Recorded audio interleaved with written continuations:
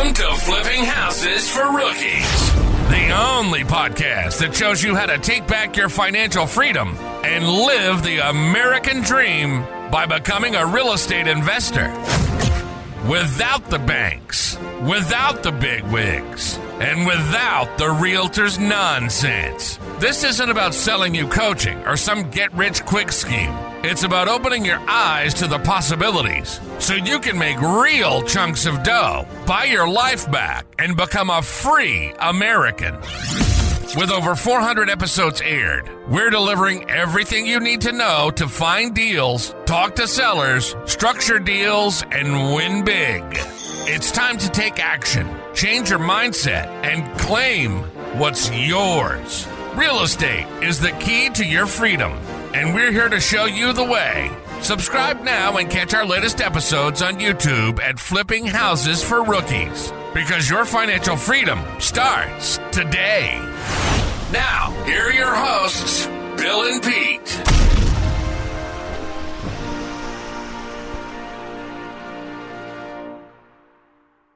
All right, here we are at yet another episode of Flipping Houses for Rookies. Podcast number 436, and I have Peter Kikola with me. Good morning, Peter. Good morning, William Hawthorne, alias Dollar Bill. Yeah, there you go. Yeah, remember that days? Remember days? We've had a few names for you. Dealmaker, Dollar Bill. Bill, here's a new one. Here's your new one for 2025, Bill. Billionaire. Billion, there you go. I'm done. All right. So the title of today's show is Show Me the Money in Creative Real Estate Deals Today. And here is the description of today's podcast. Look out, rookies. This episode will either make you a lot of money or make you mad. If you've ever stayed awake at night grinding your teeth because another no money down guru just tried to sell you a $2,000 course while you were struggling to do your first deal, then this might be the most important podcast episode you'll ever listen to. Here is why. In the next 60 minutes, we are going to pull the curtain back so you can find the pile of gold in each creative real estate transaction. And this is not a fairy tale weekend seminar talk or recycled garbage flooding YouTube. This single episode is for those action takers who just want to get down to business. If you are sick of having deals slip through your fingers because 97% of all the sellers you talk to want all cash, then in this next 60 minutes, we will change everything for you. But there's a reality check. This isn't for everyone. It is meant for those who do not have phone phobia and will talk to sellers and start flipping real estate documents instead of real estate property for 5-figure paychecks on demand. So there you go. That is what we're going to talk about today. Are you ready? All right. Oh, yeah. Well, when you say $2,000 courses, I miss the old days of going to seminars and trying to be the first of 5 people to run to the back of the room to get the new course for a discount. Run. I miss those days. Oh, my God. People, yeah. Oh, Jesus. All right, so let's do some housekeeping. So you are at Flipping Houses for Rookies. Make sure you subscribe to us. Make sure you like us. And here is a new thing I've been doing. In fact, I put up all new pages, and it's pretty incredible because I've had good response from it. So I'm going to talk about some things today where you're going to want like scripts and calculators that I've never given away before to do creative real estate deals for free. Well, it's not really for free. You're going to have some. It's what we used to call it in the when we're buying houses, equity deposits, equity down payment, right? Means you work for it. So here's what we're going to do from now on, from podcast number 435 and on, is if you leave us a 5-star review, and you take a snapshot of it, and you email it to flippinghousesforrookies@gmail.com, flippinghousestorookies@gmail.com, and then put in the email what you want for free. If I've already offered it on the podcast, I will email it back to you. Wow. Okay. So there is a link in the description. I know many of you probably don't deal with the description because you're exercising or driving or at work or doing things where you may not be able to see the description, but there is a link there that will give you all the data, so you don't have to memorize it. But the email is flippinghousesforrookies@gmail.com. So just leave us a 5-star review wherever you're listening to us or watching us, and I will give you hundreds of dollars worth of gifts, and I will explain that as we go through the podcast today. Okay? Awesome. And we are still working towards podcast number 450, going to a private platform, although I'm having second thoughts on that, but we will let you know what's going on with that. It's completely me going back and forth on what we should do. All right? Surely. So, with that said, thank you for being with us, and here goes the podcast. All right, Pete. I know this is a podcast that listeners are wanting me to show them the money in creative real estate. Yeah. I am going to do that. And I promise to drop some real bombshells today about that before we leave. I have some real bombshells.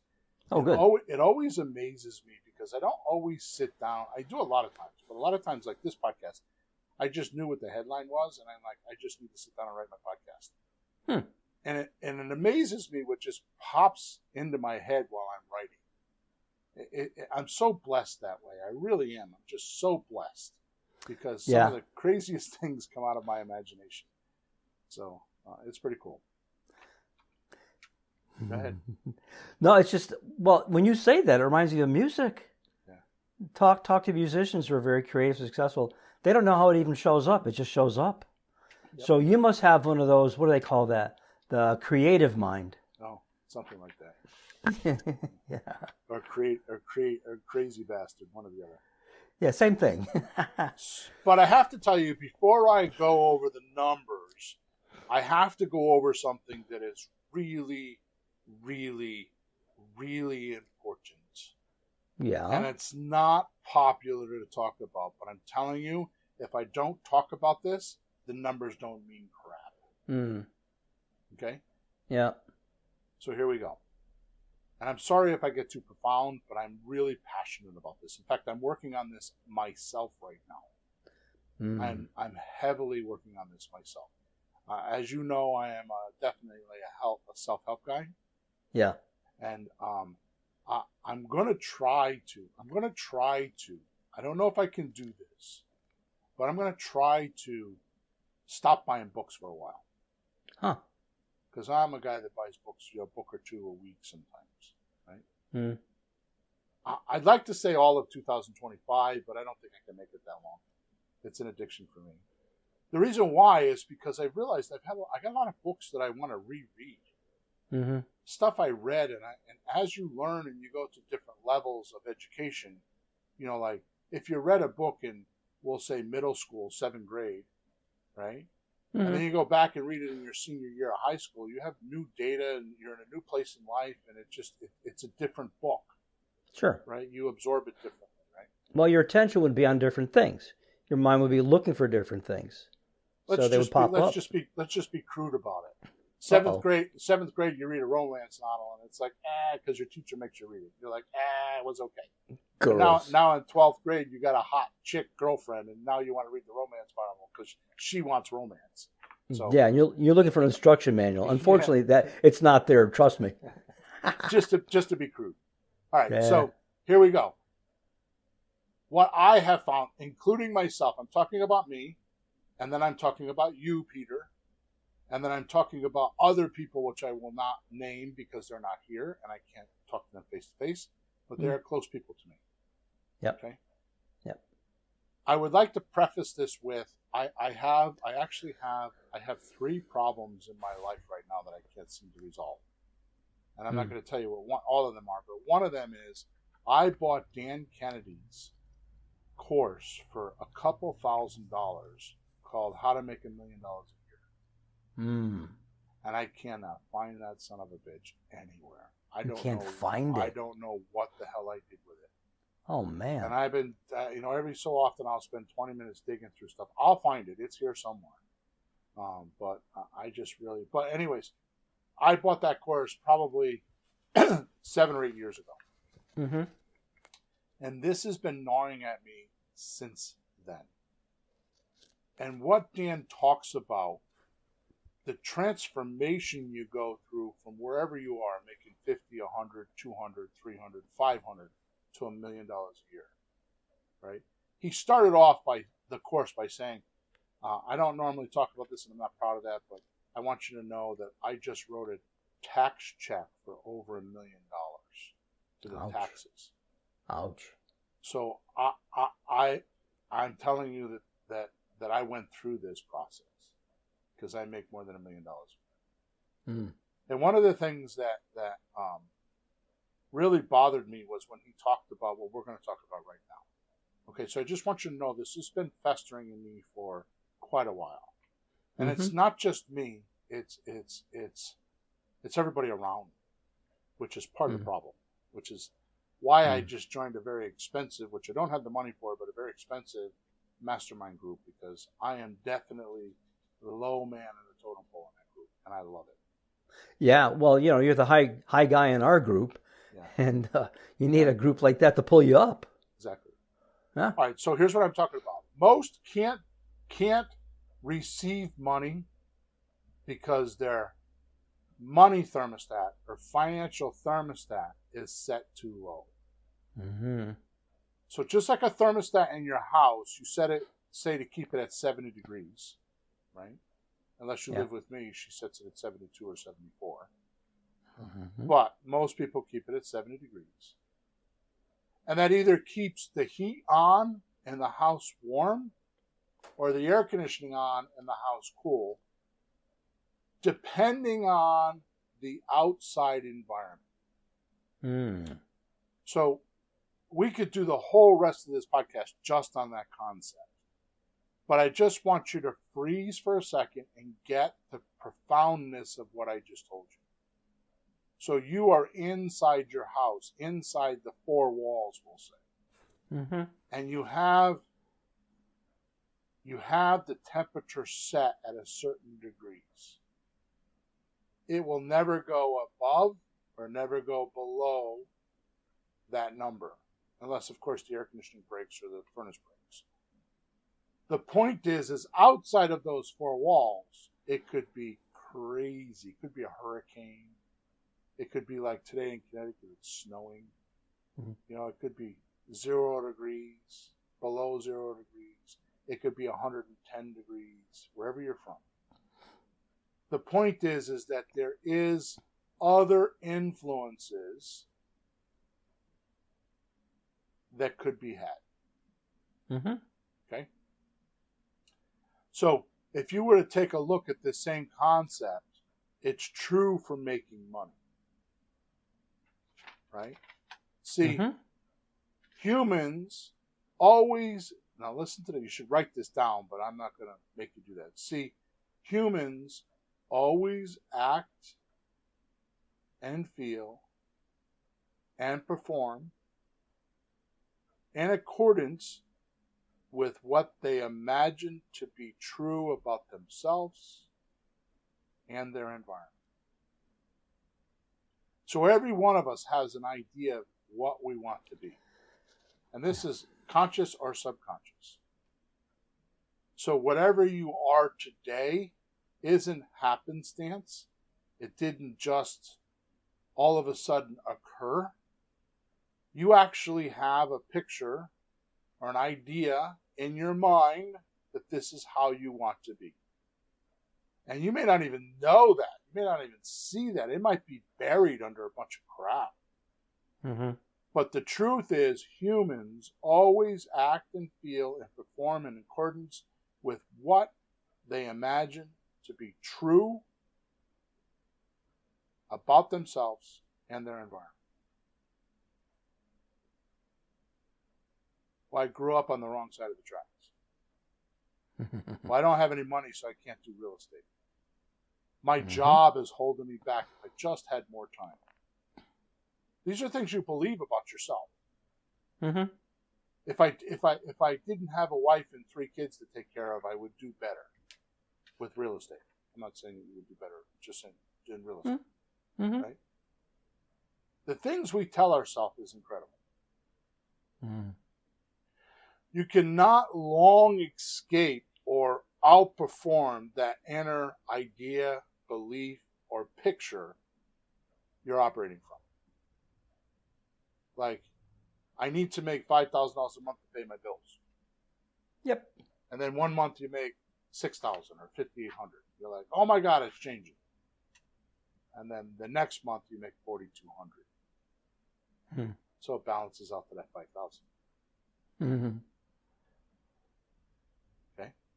Mm-hmm. So a quick story about this, and I really, this is going to lengthen the podcast just a little bit, but I think it's very important to illustrate what I'm talking about. Okay. Because I think this is, and I'm not going to stick on this very long. I promise I'm going to get to the numbers, and I promise you. But if you don't have your thermostats set correctly, then it doesn't matter how much money you're trying to make. You will only make a certain amount.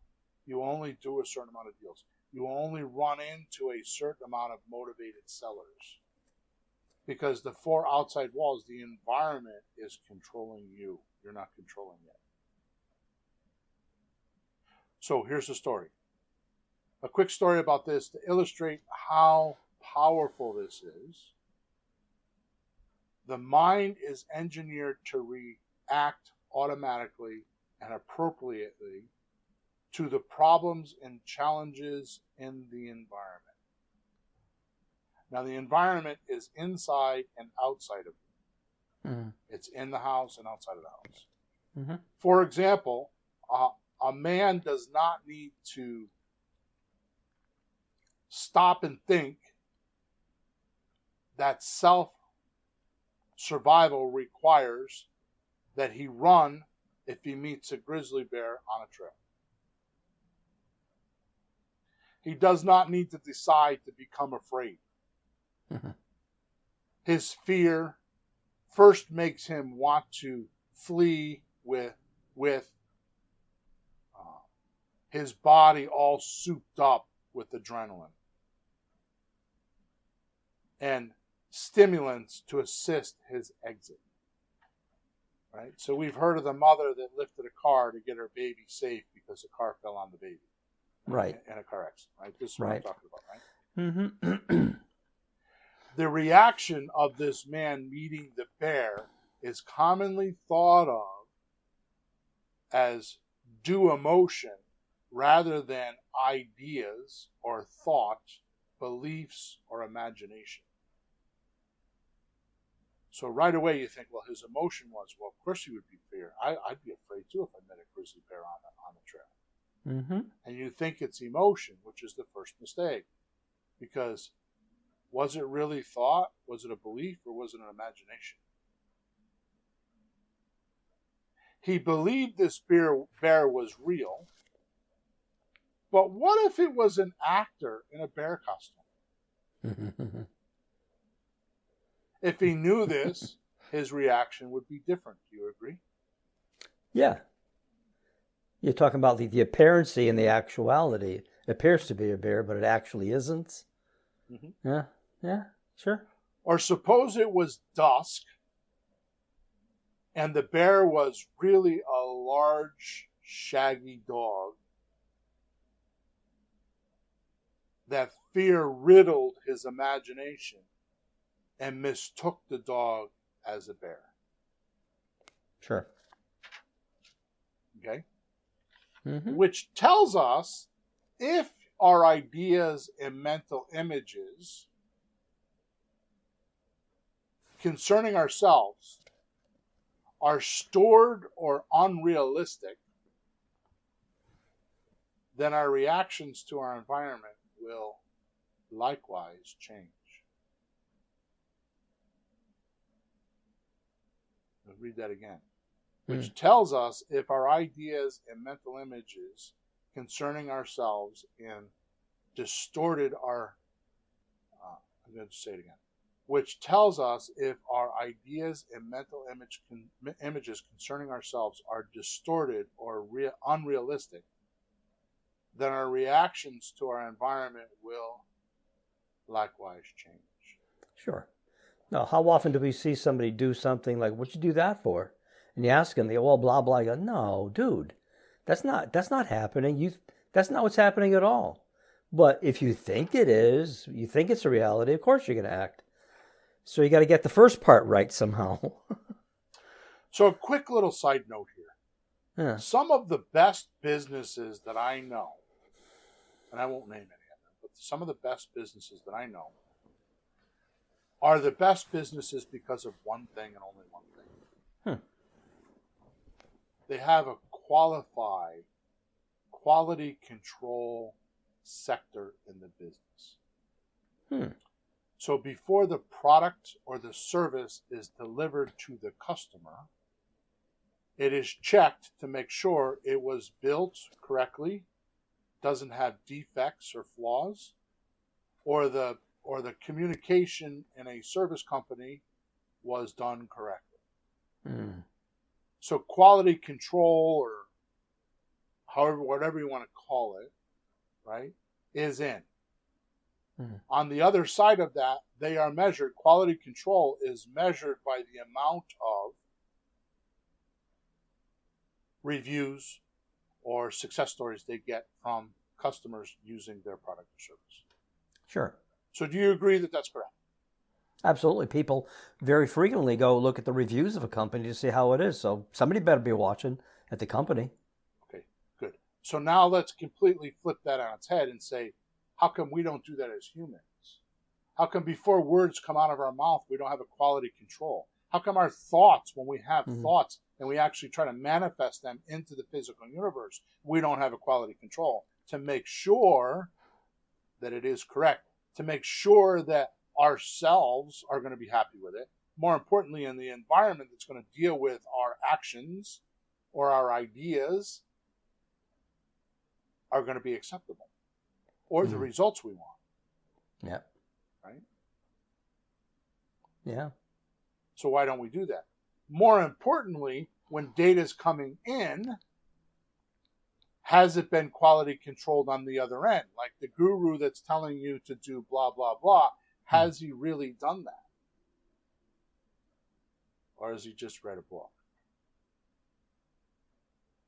Right? So data can be qualified, and this is what I'm talking about, right? Yeah, it would seem like it'd be, I mean, when you're doing something, it's hard to keep checking yourself necessarily.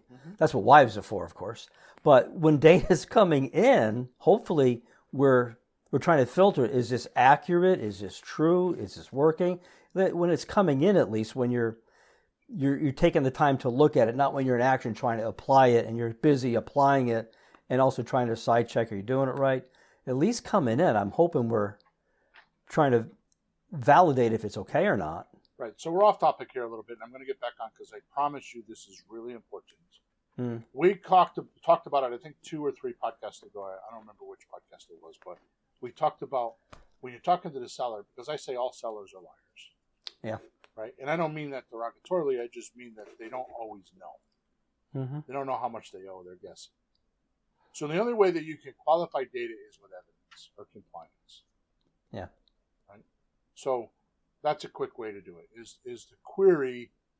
Well, if you said you bought a car, show me the car. Right? Yeah. All right. So let's go on to showing you the money. Oh, by the way,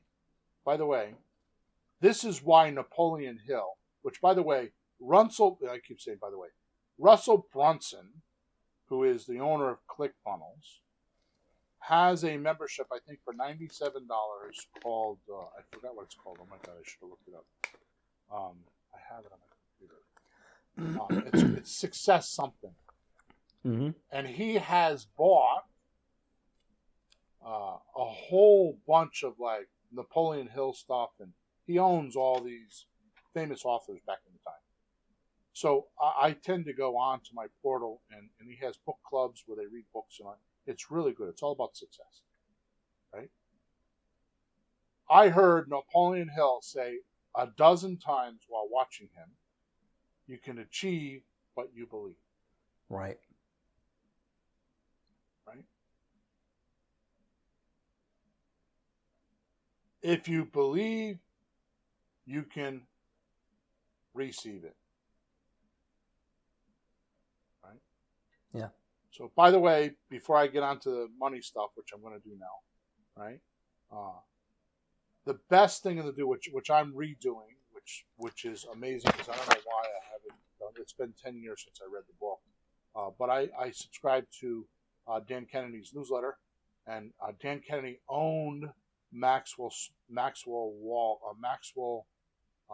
Maltz, Cyclocybernetics, right, which is where this stuff is coming from, some of it, Mm-hmm. right? Dan Kennedy owned it, and he recently sold it, right? But this book has been out since the 60s, has helped over 30 million people with self-improvement science that allows you to hit your full potential by turning up your money thermostat.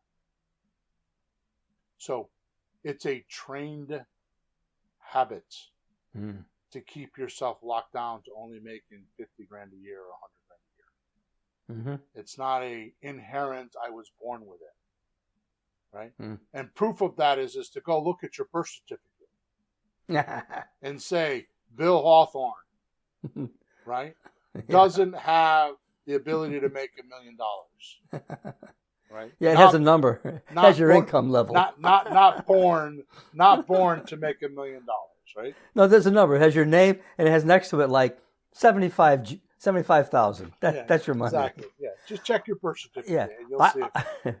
I've heard it this way, and this might be real kind of straightforward, stupid, simple for people to think about. I've heard the people make what they have to make. How much is the rent? How much is it? We have to make that much. Mm-hmm. Nah, it's not going to work out too good. What about the things that creep up on you? What about extra things? But I've heard people do that. We need to make so much, or we have this much, so we'll spend this much. That doesn't work out either. But it's kind of planned like that's what I need. Why live with what you need? How about what you want? And I can tell you people who do that. I have an analogy which we've talked about here. So take a garden hose. Say it's 6 feet long, right? Which is stupid for a garden hose, but take a garden hose that's 6 feet long and stretch it out. So it's a straight line.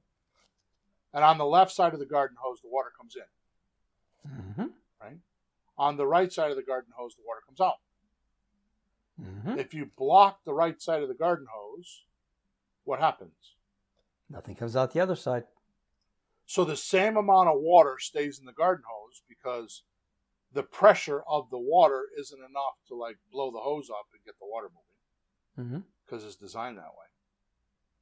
So you're reusing or rehashing the same amount of water in that hose because you haven't let it flow. Where if you take the blockage off on the right side and let the water flow through the hose, that's all new water. So people think, oh, I'm broke, I shouldn't spend any money. No, what you should say is, I'm broke, I need to produce or present or get more clients or get more money. Mm-hmm. You shouldn't think, I need to cut my expenses. You need to figure out how you can raise your necessity level and get more money. AKA, open that hose up on the right side and spend a little bit. Now, I'm not talking about spending money like Kiyosaki says on liabilities. I'm talking about spending money on assets, things that will make you money. So Kiyosaki says the difference between an asset and a liability is an asset will make you money and a liability will cost you money. So as long as you have more assets than liabilities, then you could do that. Right? All right, enough in the profound pool. My point is that we're going to start talking about how to make money with real estate or where the money comes from. But I felt remiss if I didn't talk about the inner thermostat, because that could be the shadow you're fighting with. That's exhausting because you're boxing with a shadow. Yeah. And you don't even know it's there.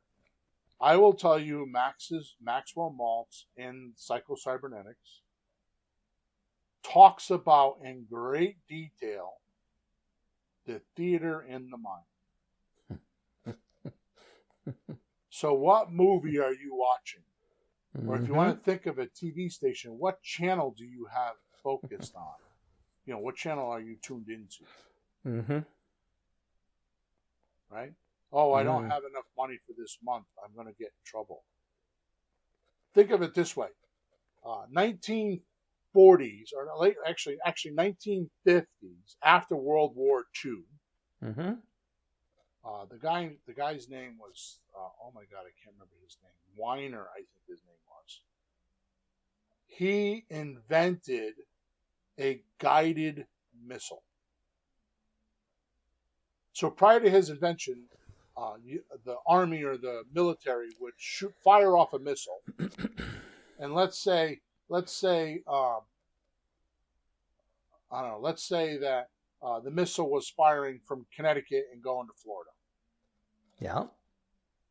If in Virginia something got in the missile's way, it would ignite the missile and it would blow up.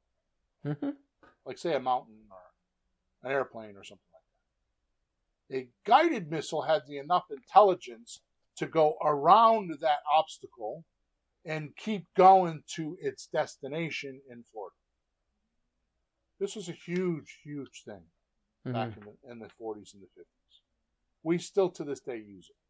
I mean, look at the wars we're talking about overseas. They're shooting missiles that are 300, 400 miles away. Yeah.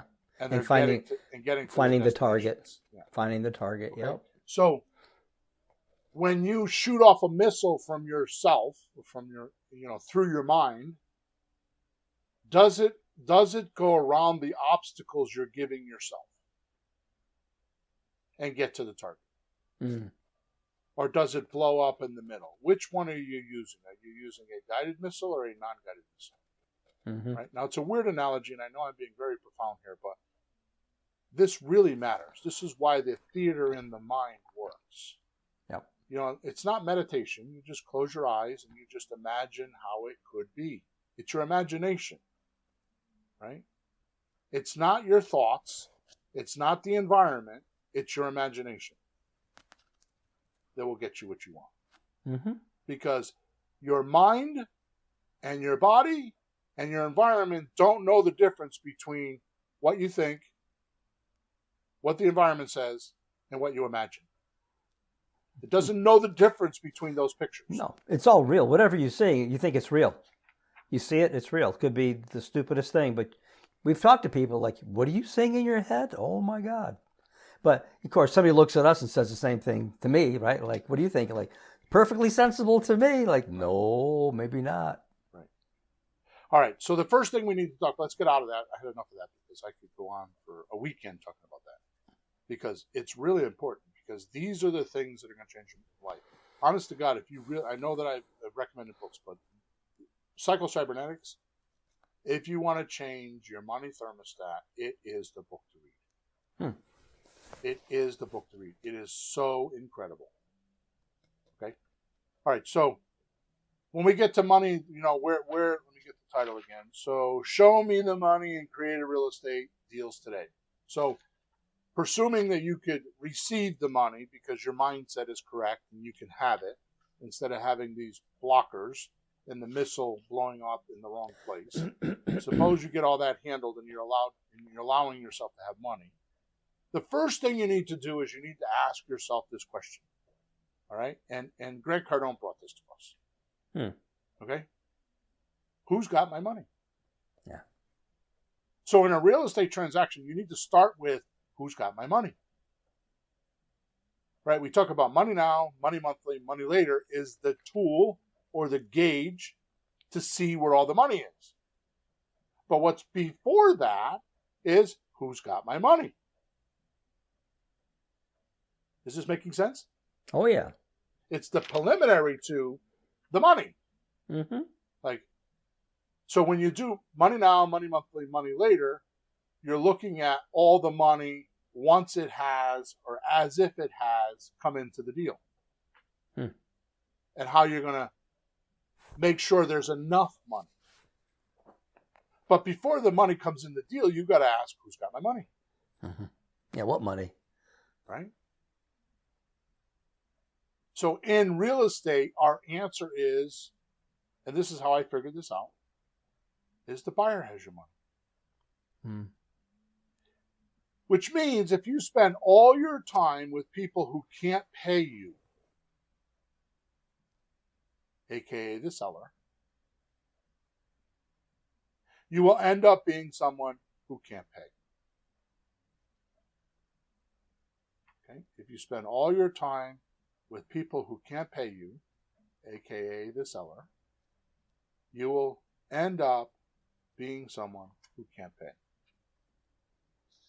You need to, this is Grant Cardone, you need to put a stake in the ground right now and fire up your imagination and watch the theater in your mind play this role or play this movie.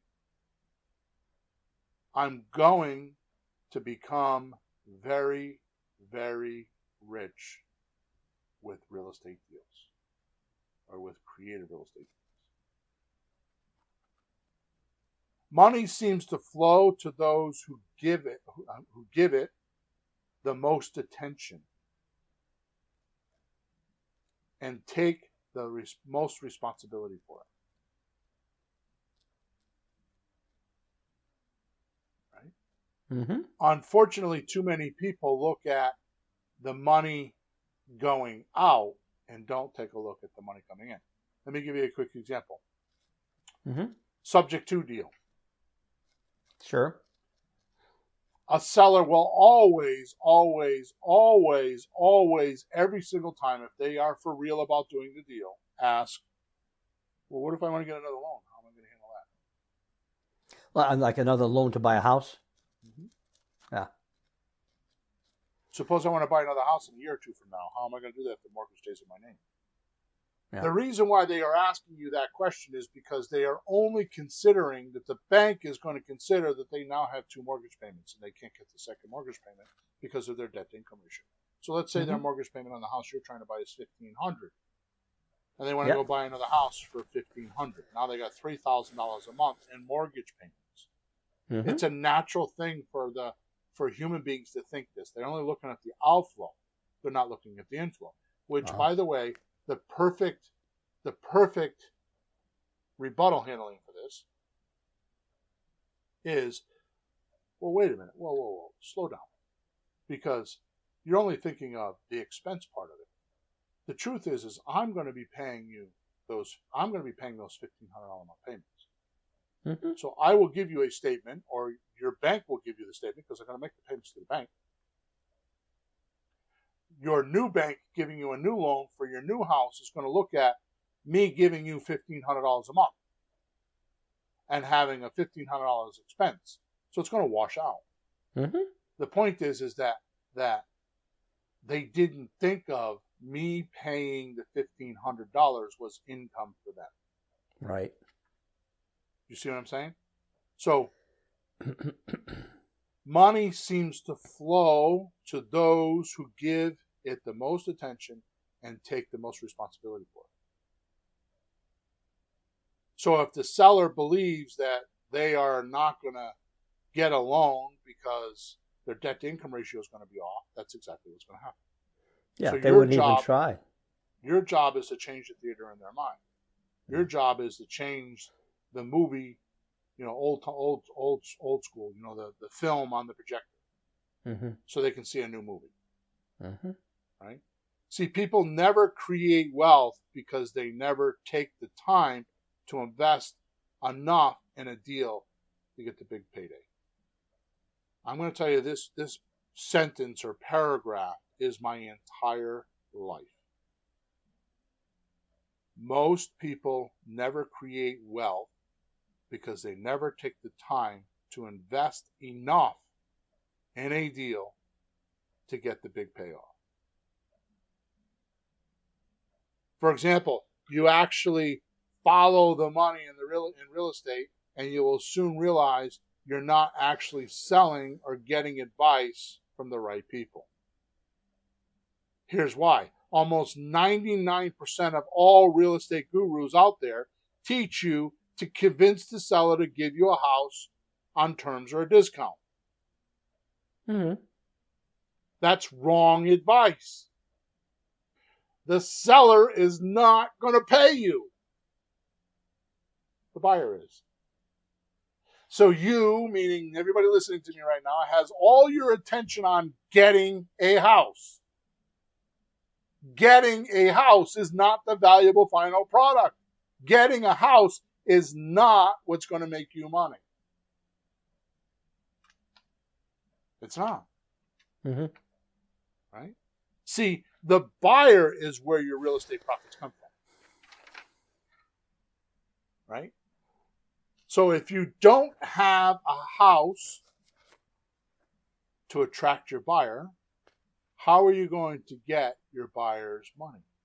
So when you ask, who's got my money? Well, the buyer has my money. Well, how am I going to get that money from my buyer? Well, I have to have a house. Mm-hmm. Right? So the lie is, I have to own a house. Mm. Right? Instead of doing what Nelson Rockefeller said, the way to build and keep wealth is to own nothing and control everything. Mm-hmm. What we don't seem to remember is in real estate, we can control the house long enough to make money. We don't have to buy it or own it. Mm-hmm. You need to put yourself in the middle of the real estate success path, so success has no choice but to run into you before it can succeed. It can't go around you. So if you put yourself in the middle of the road of success and know that there's plenty of traffic, and it has to go through you before it could succeed, then you too will succeed. And you do this the same way a realtor does it. See, realtors use listing agreements to get inventory to attract the buyers. Sure. And get attention. In other words, if excuse me, I'm all wound up. In other words, if a buyer is curious about a house, they have to run into the realtor who has the listing agreement to see the house and to get answers and to do anything with the house. Mm-hmm. There's no way around it. Mm-hmm. Even if your buyer realtor agent is who you're dealing with, eventually that buyer realtor agent has to call the seller realtor agent and say, well, what's the key? What's the lockbox code to get inside? I want to show it to my clients. That's right. How much are they asking? Here's my offer. Get it approved by your seller. You see, they put themselves right in the highway, right in the middle road, as if it was a toll booth. Mm-hmm. And you have to pay to keep going. This is how you need to set yourself up. You are the toll booth. Are you with me? Oh, yeah. Yep. So when you do this, you ask yourself, who's got my money? And you can now answer the buyers. And they have to pay to get through my toll. Mm. All right. Now, how do we create the magnetic force to attract buyers like steel so we have a success path that puts us in the way of the buyer's money, like a toll booth? And it has to flow through us, and we take our little piece and let the rest keep moving. How do we do that? Mm. Here's the most not hidden. This is not hidden. In plain sight, always. It's the secret that's in plain sight. And you already Okay. know the answer to this. An option. Hmm. An option agreement always allows the seller to give you the right to sell their property without the obligation. Just like the realtor listing agreement does, realtors have no obligation to find a buyer for a seller. They just have the right to sell. Hmm. If they don't find a buyer, then what happens? Oops. Yeah.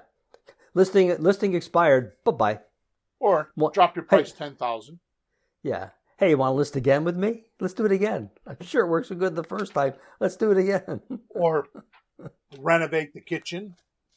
Oh, yeah. Which, by the way, it goes back to the data portion that I was talking about, because the realtor will tell the seller, oh, if you just put new windows in it.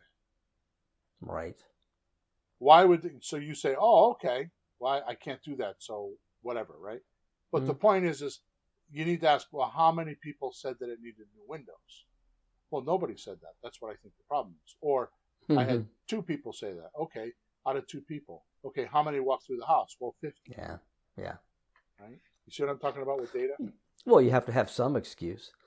Yeah. I think it's funny that I know a couple of young people, my kids' age, that bought houses that weren't renovated. Yep. They moved right in and they're happy as clams. They fix things when they can. They do a few things here and there. They don't need it like a HGTV house, They buy them. But they'll say that, though. Makes their life easy, doesn't it? Makes the realtor's life. It's funny. You talk about people, oh, I don't have money to get into real estate. You ever hear somebody go, oh, I don't have money to become a realtor? No, it's just like you get a job. So with creative financing, real estate, it's just like being a realtor. You don't need the money to get in to do it. You just get in and start doing it. That's right. It's such a tight analogy. It's funny, the more we do this, the more we have an analogy of how it's simple to do this job when you compare it to how the realtor system works, which is in trouble and kind of disappearing. So I think that makes more room for us. So what I've done is I've correlated the option agreement with the MLS listing. They're the same. They're doing the same thing, just different documents, different rules. Yeah, it's really clever. Yeah. Thank you. All right. Here's an example. Mm-hmm. House is worth $400,000. Yep. You get a 5% discount. Why would you get a 5% discount? Well, doesn't the realtor charge 5%? Mm-hmm. So what's the difference? The realtor says, I'll list for $400,000 and I'll charge you 5% when you sell the house. Right. You say, give me a 5% discount and I'll write an option agreement for $380,000. Mm-hmm. It's the same money. Yeah. The difference is you're telling the seller up front, this is what you're going to net. Mm-hmm. The realtor's not doing that. The realtor's not committing to the $380,000. They're saying, give me a 5% commission. So if they come back and say, well, we need to reduce it by $10,000, right? Oh, wait a minute. There's more. Mm-hmm. There's more. They reduce it by $10,000, so now it's $390,000. And then they go through inspection, and you got to give back $10,000 for inspection. It's down to $3. You see what I'm saying? Oh yeah. Then they got to pay the 5% on the $380,000. Right? I had this conversation with a seller yesterday, having a realtor and trying to explain some of it, and they have no idea what they're getting when they sell the house. They have no idea. So now you have an option agreement that's a kind of a guaranteed $380,000, and you're only guaranteeing that because you have the right to buy it, not the obligation. Right. So if you put it on the market and the seller's over asking for the price, then you can always go back and renegotiate, because you'll say, I had 15 people that offered me this number. Right. That's what the realtor does. So I mean, it's what the market does. Yep. So the option gives the opportunity to do the same thing a realtor does. Like, you want that much money for your house? Sure, let's do it. And then no, you don't get. It's not up to you. It's up to the buyer. It's up to the market. So you get to do the same thing, and just realities. You know what's it's the beginning of your talk today. You have an idea what you think should be. Right. The house should be this much money. You think this, you think that, but it's not real. And you find out what's real, and then you adjust, because that's real. All right, so you get this option agreement for $380,000. You add $5,000 to it, so now you're going to advertise it for $385,000. You're going to make $5,000 for just shuffling paperwork, documents. Mm-hmm. You didn't own the house. The realtor never owns the house. Why do you need to own the house? Now, this is what I call testing before you invest. Yeah. Right? So you can understand your buyers and your market and all that kind of stuff like you were just talking about. Yeah. Well, here's what's going to happen is because you listed the property for $385, it's $15,000 below market value, what everybody else is marketing the house for. So you're going to get a line at the front door. Mm. Or if the seller is willing to make up to 33% more than market price, we can do a sandwich lease option transfer, which is a stock deal. Mm. Sandwich lease option transfer. It's an acronym. Mm-hmm. Right? And here's how the 33%, here's how you can overpay 33% for a property. You're going to give them, and these are average numbers based on deals I've been doing, right? Mm-hmm. This is something new, Peter. You've never heard this. Oh. About 8% of the 33% is going to be for cash flow. Mm-hmm. Because they're holding the property for 3 years or 36 months. Mm-hmm. So I can show you how almost 100% of the deals you get cash flow. Mm-hmm. About 8% cash flow. 4% is principal reduction. So as the tenant buyer pays the lease, the owner's paying down their mortgage, getting more equity. 15% is closing costs that you're going to save them because they won't need to have 15% in closing costs. Yep. 3% is in depreciation because you're allowed to, now that you don't live in the property, you're allowed to write it off on your taxes for 27 and a half years. So 3% is depreciation, which you'll get back in your tax refunds. Mm-hmm. And 3% is appreciation that we put into the option agreement, which is a 0.25% per month, which equals 3% a year. Yep. So that's how we offer 33% over market value. Right?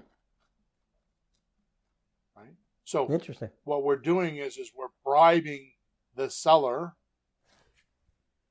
by saying, hey, if you want to wait 3 years, I can get you 33% more money. So let's do real numbers. Where's the money in the deal?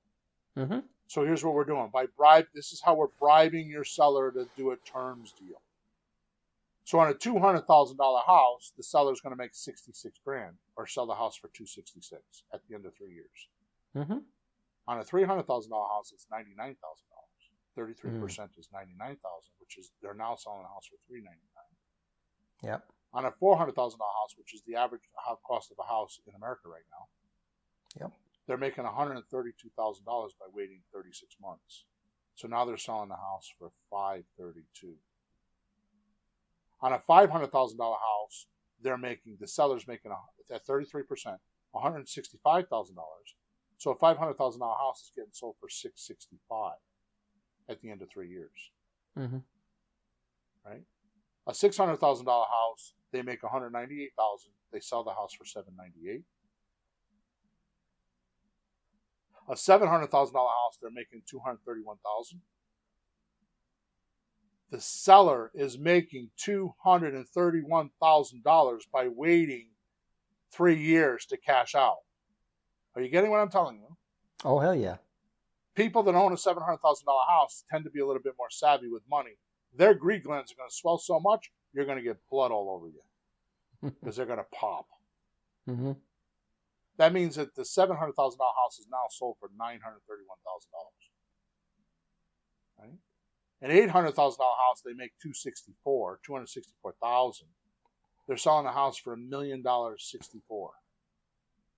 A $900,000 house, they make $297,000, which means they're selling the house for $1.197 million. Does this get the attention of your seller to want to do a terms deal? You do it every day, does it? Bill, I did that yesterday. This is honest to God. I didn't know what Bill was talking about today. I had 3 appointments to call people. A couple of guys didn't answer the phone. The third one had a realtor. I shouldn't have called him. I said, screw it. I want to talk to somebody today. And I called the guy. I went kind of quick. I wasn't wasting my time. but it's a $500,000 house. And I showed him how I just pulled a number. I do 1.25. It's just, something in the ballpark, right? I said, well, you can make $673,000. He says, what?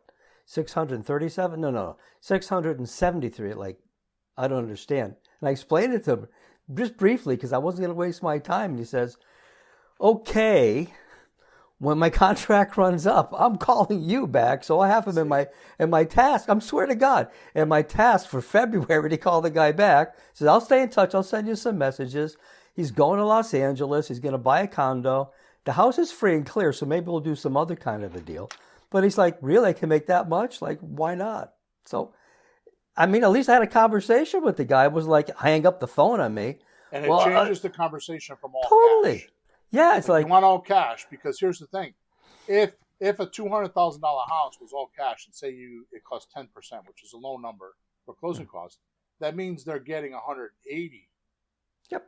You're offering them 266. Mm-hmm. On a $900,000 house, 10% means they're getting 810, and you're offering them 1.197 million. Mm-hmm. Almost $1.2 million instead of getting 810. Yep. Those are big spreads. Yep. And the bigger the house, the more the spread is. And you're right. You're right. Talk about that.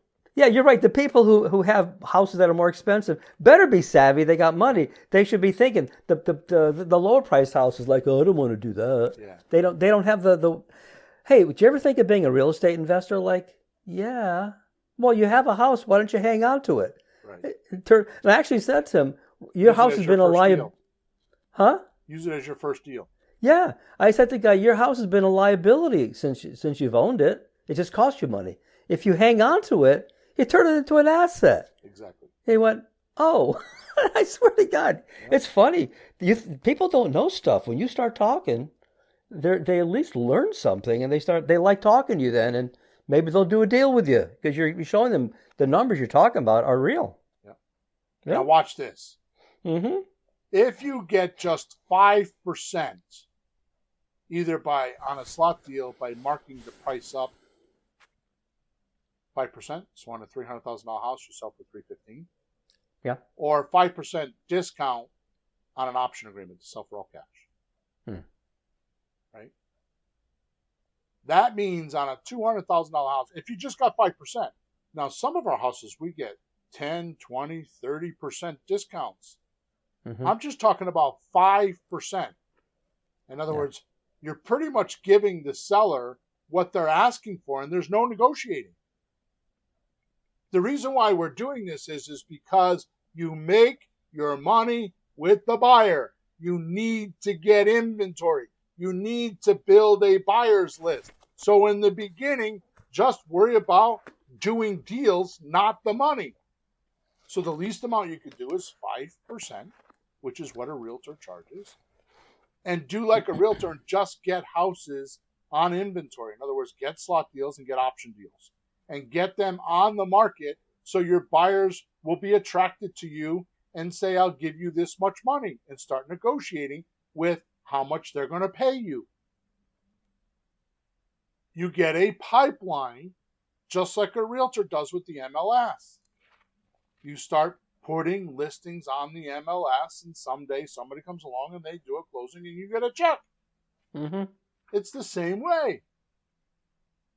But you only know this when you ask the Grant Cardone question, who's got my money?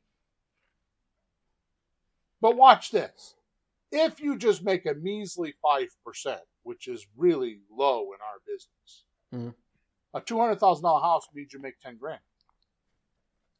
A $300,000 house, you make 15 grand. A $400,000 house, you make 20 grand. A $500,000 house, you make 25 grand.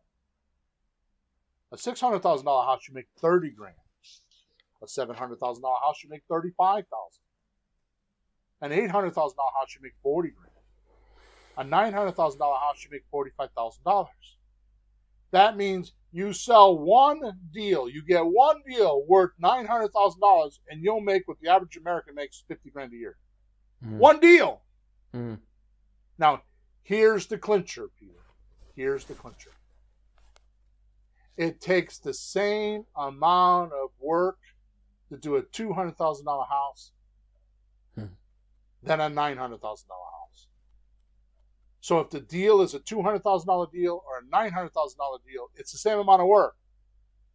The difference, of course, is being that a $35,000 profit. So on a $200,000 house, you make 10 grand. On a $900,000 house, you make 45,000. Mm-hmm. So you're going to make an extra $35,000 for no reason other than the price of the house. You're not doing any more work, any less work. It's not anything different except the house. Now, I put a precaution here. I put a little caveat here. You don't want to buy a $900,000 house that's in a neighborhood where there's $500,000 houses. Mm. So if there's other $900,000 houses in the neighborhood and they're buying and selling for $900,000, then go for it. I see. Right? Yeah. Well, you're not at risk, but you might be wasting some time. You're still not in trouble in any way. Right. Now, let's bring this to full circle, which brings me back to Mr. Maltz's concept of humans always act and feel and perform in accordance with what they imagine to be true about themselves and their environment. So what is your financial thermostat set at? Mm. The ugly truth is, if you make 50 grand or 75 grand a year and your rent on an apartment is, say, $1,200 to $1,500 a month, or you own a $150,000 or $200,000 house with a mortgage payment between $1,400 and $1,800, how are you going to treat someone with a $900,000 house or more? You got somebody with $1 million house, how are you going to talk to them? Mm-hmm. Because that's an unfathomable amount of money to you. Oh. Right? Fake it till you make it? Mr. Maltz says humans always act and feel and perform in accordance with what they imagine to be true about themselves and their environment. Imagine to be true. Imagine to be true. Imagine to be true. So you have someone on the phone that has $1 million house or a $900,000 house, and you will put them on a pedestal and worship them. I've seen it. Thinking that they're better than you because you imagine or think or seem to see, like the bear on the trail, that the seller has more money than you. So they are better than you, or smarter than you, or luckier than you. Because the apparency is they have $1 million house and they have money. Mm-hmm. Which means this is my ending statement. Very few people even know how to get money. Even fewer people know how to keep it. And almost no one knows how to multiply it. Thank you, Mr. Curto. Very few people even know how to get money. Even fewer people know how to keep it. And almost no one knows how to multiply it.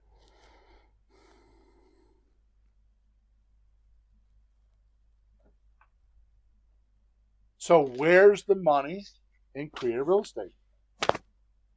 It's on a piece of property that is the most valuable piece of property that you already own. And that's the real estate between your left ear and your right ear. What do you think? What do you believe? What do you imagine? What kind of thoughts around? What theater in the mind movie are you playing yourself? What barriers are you putting in front of your way? What things are you telling yourself or believing that you don't even know that you're doing it? Which is the reason why I talk so much about the Dan Sullivan book, What Am I Thinking About When I'm Thinking? Because that's the first step to like, what am I thinking right now? My God, I'm all nervous about calling this guy that has a $900,000 house. You have to say to yourself, what am I thinking about right now? What am I thinking about my thinking right now? Why am I nervous about this? Mm-hmm. You're getting a freaking option. You're going to give the guy $100 with the right to buy and not the obligation. Why are you nervous? Why do you think that that person that has a $900,000 house is better than you? Why did you put them on a pedestal? Which, by the way, when you put somebody on a pedestal, what's the only thing that can happen, Peter? Well, you'd be underneath them. You'd be down. They look down at you. That's right. Yeah. You know what I spotted now talking to, as you're saying this, I didn't have that feeling talking to this guy. One, I didn't care. It's an option. He had a realtor. Let's just talk to the guy. But what I realized after talking to him, and this is my answer to you, anybody worried about this, just what we know from our real estate, creative real estate, we know more than them. Yeah. The guy I talked to had no idea he could make so much money holding on to the house. I knew more than him. So I was superior in that regard. And we didn't act bad to each other. We acted very friendly, informative, and helpful. And I helped the guy because I knew something he didn't know. And you know something they don't know. So don't put them on the pedestal. Your knowledge is there. Reciprocity is an amazing tool. Mm-hmm. You help them, they will help you. Yep. Maybe it's not with their house, but they might tell their daughter or their friend or their neighbor about you, and you got another deal. I said on last week's podcast, or our podcast 435, there are two defaults. Maybe I did. Maybe it was on a coaching call. There are two defaults that you should always, always do, and almost nobody does it. It was on a coaching call. There's two things that you should always do when talking to a seller. Always, always, always. Unless you get on the phone and make a deal right away, you don't have to do this. Well, one of them you don't have to do. As soon as they go out and get off script, as soon as they knock you off script, or as soon as you feel like you don't know what you're doing, or you feel like you're sinking in the deep end, you just need to say, okay, Mr. Seller, what would I have to do to buy your house today? And let them make you the offer. You say, you know what? I'm going to go see how I can do that. I'll get back to you tomorrow. And then you get a coach or a mentor. You go watch a video. You go do whatever you got to do. Try to figure that out. That's the best problem you could solve. How do you think I came up with all these ideas that I'm giving you?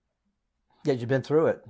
The second thing you need to know is every single person you talk to, and I know you're not doing this. I know my VA's not doing this, and I need to fix that because it's not on the script. And I need to put it on the script, is you get done with somebody, good, bad, or indifferent, and you ask them, gee, Mr. Seller, is there anybody else that you know that's selling a house that I can help them? And get another lead. Yep. And we don't do enough of that. That's how you and I bought our first property together. That's right. We asked one guy, and we found the next house around the corner. And made what? Saved $73,000 or something. How much we made? I think it was lower than that, but it was our first deal. It was plenty of money.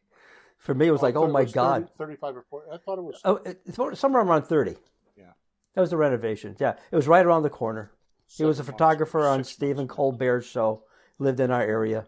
Yep. Drove to New York, and it was right around the corner. And in 5 minutes, we were at that house. Yep. 5 minutes. Yep. All right. So I suggest you do as you please. You don't have to take my suggestion. This is unsolicited advice. You grab Psycho-Cybernetics. Just go on Amazon, and you can get a copy. I like the Dan Kennedy copy. There are originals. Like I have a leather-bound one that was originally written by Maxwell Maltz.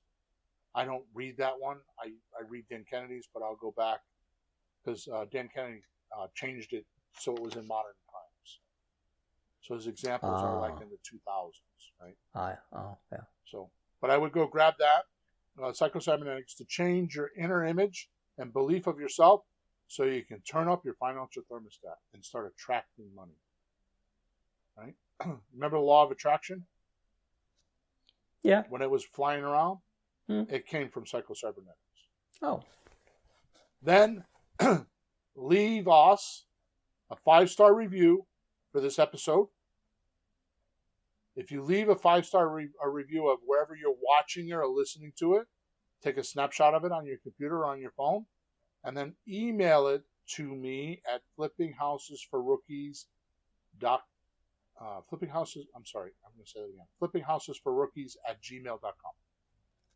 So if you leave us a 5-star review wherever you're watching or listening to us, I will send you, if you email me, you have to put this in the email, I will send you our solopreneur script, I will send you our Grand Slam offer script, which shows how you can get 33% more value. And I will give you our calculator that does all those numbers for you for free. We sell those in Creative REI Reply, and the cheapest you can get in Creative REI Reply right now is $1,000. And it's $500 a month, $497 a month, I think we're up to. Mm-hmm. And we sign people up all the time. And those tools are only found in that system.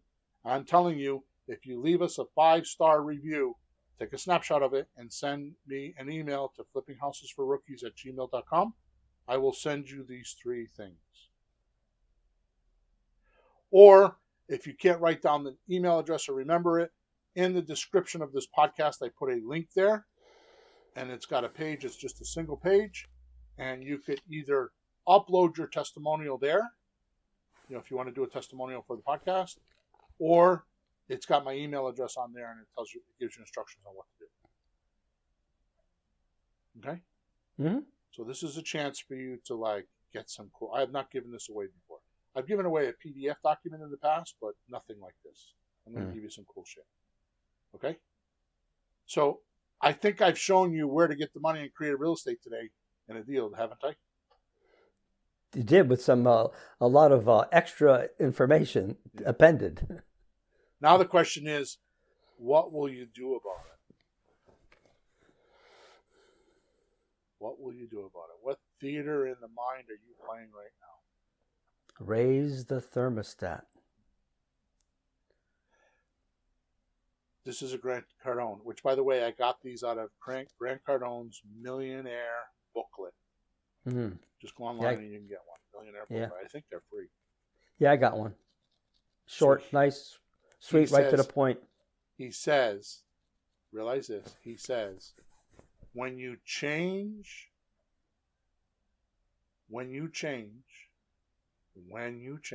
not if, when you change, you may become a threat to those who don't. In other words, when you change, you might become a threat to those who don't change. And one of the things I remember in Dan Kennedy's $1 Million a Year course is he was adamant, stern, on you will lose friends and you will make new friends. Because when you make $1 million a year, the people you're hanging around with now can't fathom that, and they will not believe you, and they will ridicule you, and they will knock you down every chance they get. Because what Grant Cardone is saying here is, when you change, you may become a threat to those who don't. Yeah. Mm-hmm. Okay, that's it. Make sure you leave us a 5-star review. Make sure you subscribe to us. Let's do that first. Make sure you subscribe to us wherever you're watching us or listening to us. Leave a 5-star review. Take a photo shot or a picture of it somehow, either on your phone or on your computer. Email it to flippinghousesforrookies@gmail.com, and I will send you the free gifts of the 2 scripts and the calculator so you can get going today. Thanks for listening. Thanks for your support. And we will shout at you on podcast number 437. Flourish and prosper. Over and out. This has been Flipping Houses for Rookies. The American Dream. What is it? It's called financial freedom. And with real estate, you'll have it. Without the banks, without the bigwigs, and without the realtors' nonsense. Bill and Pete are 2 real estate investors with 30 years plus of experience, hundreds of deals under their belts, and a mission to change the way you think about creative real estate. Do be sure to like, rate, and review the show. And after that, hit up our YouTube channel at Flipping Houses for Rookies /streams. We'll be back soon, and see you then on Flipping Houses for Rookies.